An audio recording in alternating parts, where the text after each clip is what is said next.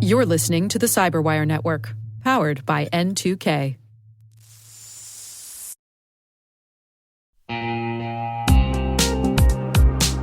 Ever wished you could rebuild your network from scratch to make it more secure, scalable, and simple? Meet Meter, the company reimagining enterprise networking from the ground up. Meter builds full-stack, zero-trust networks, including hardware, firmware, and software, all designed to work seamlessly together. The result? Fast, reliable, and secure connectivity without the constant patching, vendor juggling, or hidden costs. From wired and wireless to routing, switching, firewalls, DNS security, and VPN, every layer is integrated and continuously protected in one unified platform. And since it's delivered as one predictable monthly service, you skip the heavy capital costs and endless upgrade cycles. Meter even buys back your old infrastructure to make switching effortless. Transform complexity into simplicity and give your team time to focus on what really matters, helping your business and customers thrive. Learn more and book your demo at meter.com/cyberwire. That's METER.com/cyberwire.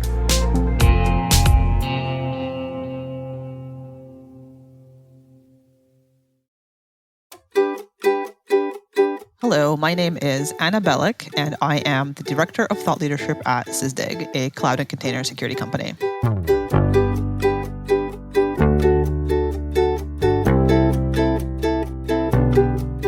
I was convinced when I was a kid that I wanted to be a mathematician.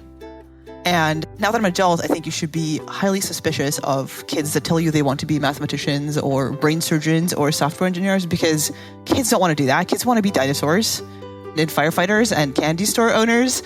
And so the ones that say they want to be mathematicians are coached. I was coached by my nerdy parents, and I was convinced I wanted to be a mathematician. So I kind of followed it through because it wasn't bad, right? You know, I enjoyed the classes. I enjoyed activities that involved math and science and discovering sort of the world in this way. But the moment when I really had to think about it was when I actually was choosing a major for college. And I really wanted to study psychology, as it turned out. But basically, I decided to study physics instead. And the logic there was that, well, by this point, I realized that math is a little too abstract for me, and I would like something a little more tangible and practical. And so physics was the choice because I figured that psychology was not going to be a good career trajectory in terms of being employable. So I was like, well, let's just do the physics thing.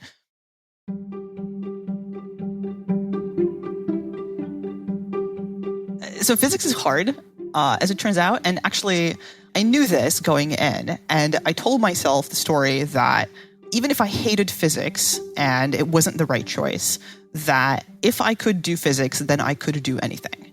So I actually discovered probably by junior year that I didn't really like physics all that much. Not because it's not beautiful and amazing and fantastic, but because I didn't really see myself enjoying that long term as a career, or honestly, the classes were hard and painful.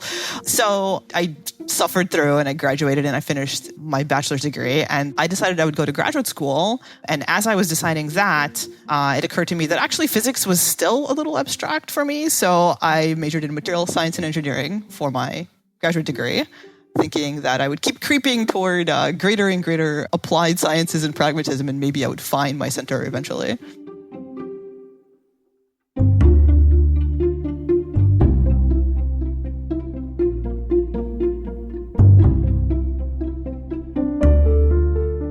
After 6 years of PhDing, I realized that even in a really interesting field like solar energy, there's a lot of just doing the same thing every day. Like you perform the same experiment every day in the lab, and it's a little bit soul crushing, actually. If you're not deeply passionate about the process, it mostly just hurts after a while. So I just decided I wasn't really cut out to be a professor or an academic of any kind, and that I would have to do something else. And I don't know if it's fortunate or unfortunate that it took me until I was 28 to figure that out, but that's how long it took.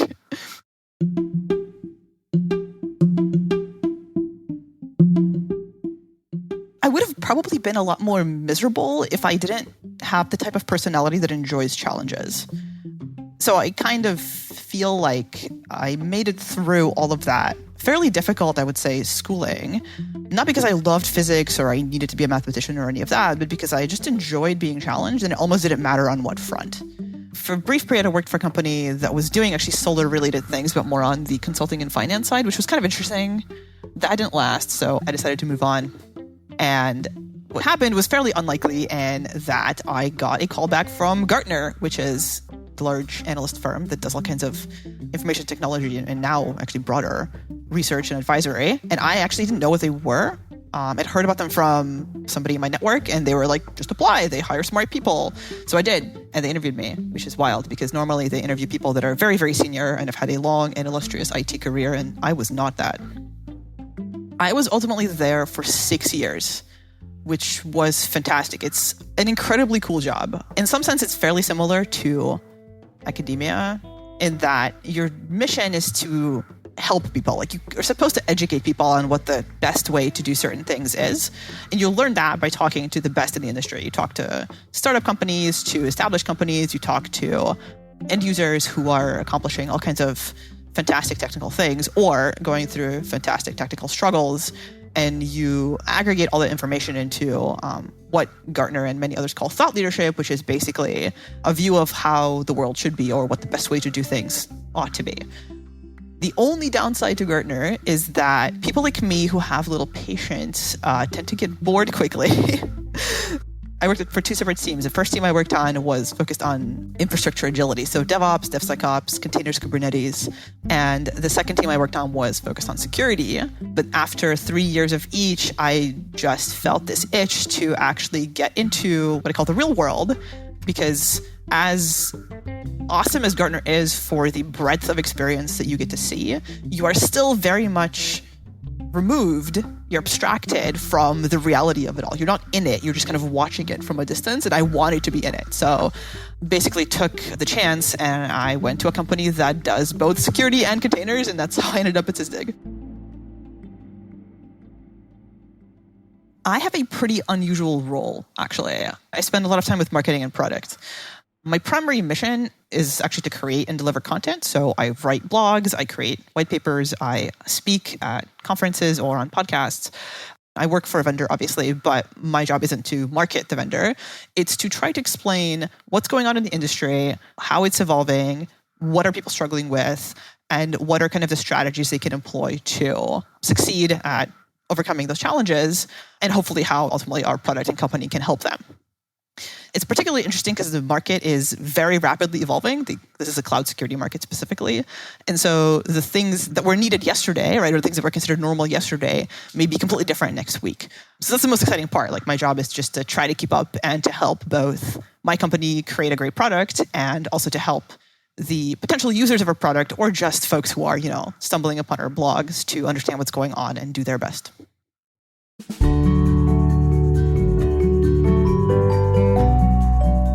Don't limit yourself and your career opportunities by focusing too much on things like whatever degree you got or whatever your current title is, or even what industry you're in, right? So I was a physicist, essentially, that was going to be a professor, and I just decided one day that I didn't feel like it anymore, and now I'm a cybersecurity expert, right? So if you got a degree in something that maybe is not as easy to employ, or maybe you just decided you don't like it anymore, don't worry about that. Think about what skills you actually have and what skills you might need to succeed in some other role that isn't the one you're in right now. And the second piece is related, but it's about figuring out which skills you actually could acquire or might be missing or could improve that would make you into, I'm going to say unicorn, even though it's a little cliche. You could be a really great engineer and you can make a lot of money and you can be super successful. But if you're a great engineer and a great communicator, that is invaluable. Like, those people are super rare. And if you can teach yourself as a great engineer to be a great communicator, you become that much more valuable to literally anybody, actually, to the industry. I mean, ultimately, I think any role you have along the way is almost more important who you meet and how you make an impression on those people than what you actually did there. And so what happens is, once you have met a bunch of people that you enjoyed working with, you never really want to let them go. So I hope maybe that the most impactful thing about me in any company is that people want to work with me even after I've left.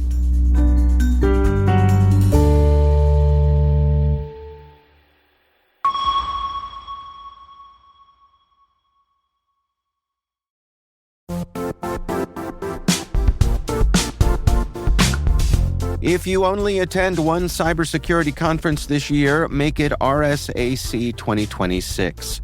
It's happening March 23rd through the 26th in San Francisco, bringing together the global security community for 4 days of expert insights, hands-on learning, and real innovation.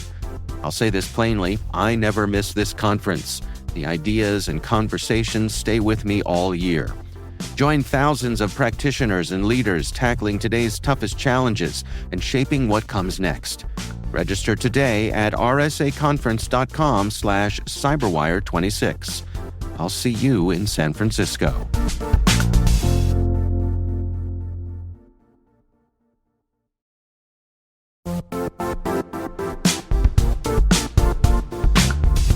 Most security conferences talk about Zero Trust. Zero Trust World puts you inside. This is a hands-on cybersecurity event designed for practitioners who want real skills, not just theory.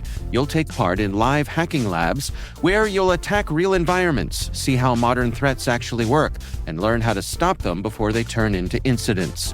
But Zero Trust World is more than labs. You'll also experience expert-led sessions, practical case studies, and technical deep dives focused on real-world implementation. Whether you're blue team, red team, or responsible for securing an entire organization, the content is built to be immediately useful. You'll earn CPE credits, connect with peers across the industry, and leave with strategies you can put into action right away. Join us March 4th through the 6th in Orlando, Florida. Register now at ztw.com and take your Zero Trust strategy from theory to execution.